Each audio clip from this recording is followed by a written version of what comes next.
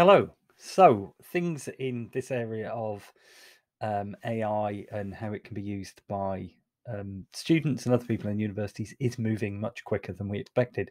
In this short video, I'm just going to pick up on two kind of topical things.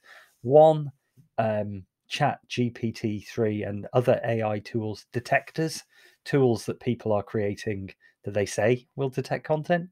And the second one is, what is Microsoft up to?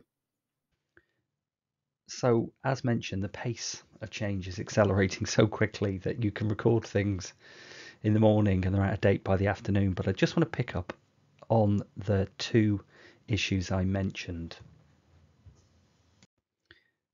I'm going to cover this issue in more detail in another video, but we have seen this acceleration of tools coming to the marketplace that claim that they can detect AI generated content, Chat-gpt in particular. I've tried pretty much every single one that's come to market I can access. I've beaten all of them.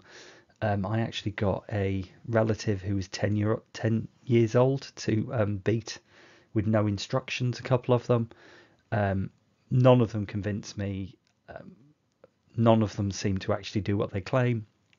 It's a bit disappointing that various media sources are repeating the claims verbatim with no actual independent review of them. So someone might manage this, but at the moment it seems to be a complete dead end. Also, just to note, absolutely none of these tools will stop a student using AI to generate content and then write it back out in their own words, which will take them slightly longer, but as far as I can see, is completely undetectable.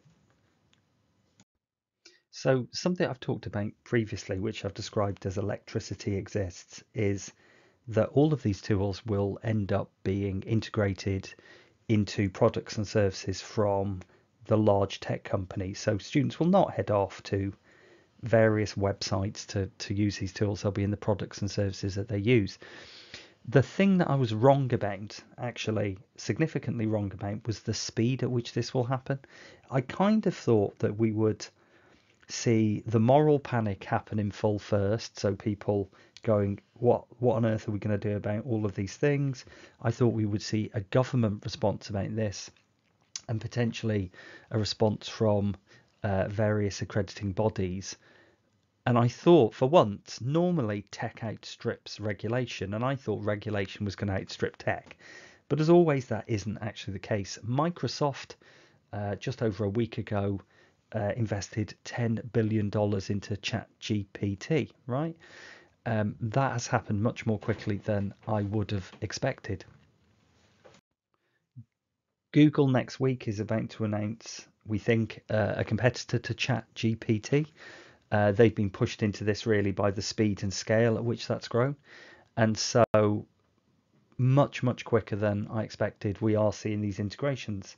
And I think the level of the integration and the depth of the integration is going to happen much quicker than I initially thought, and a lot of people thought. As I mentioned, I thought we would be looking towards the back end of this year, even into next year for Office. But it's unconfirmed at the moment, but a couple of users claim to have seen this. It appears that based off the back of its investment, Microsoft is about to launch a new version of its search engine, which is going to be powered by Chat-gpt-4, which is not on the market at the moment. And if they do launch that, that's a real game changer. And some people also have also seen slides that Microsoft is going to quickly integrate this into Teams and their Teams premium product. And this is just a screen grab that some researchers who said that they've come across it have put up. Now, I can't confirm any of this is real, but it certainly looks real. And so the question that we have to think about is, I think that the whole timeline that we had for when is this going to be so mainstream to be unavoidable, I thought we were looking at kind of a year in terms of it being integrated into products and services. That's well, it appears that this new Bing service might launch next week. Now, if it launches next week, let's just take the UK as an example. At that point, if it launches next week with Chat-gpt-4, I think the moral panic and what I'll call the security theatre that I expected from government and regulators could happen really quickly, because we will have students at the moment undertaking assessments, and the range and integration of these services, if it does accelerate at the speed that we're seeing, it will actually become difficult for students to avoid.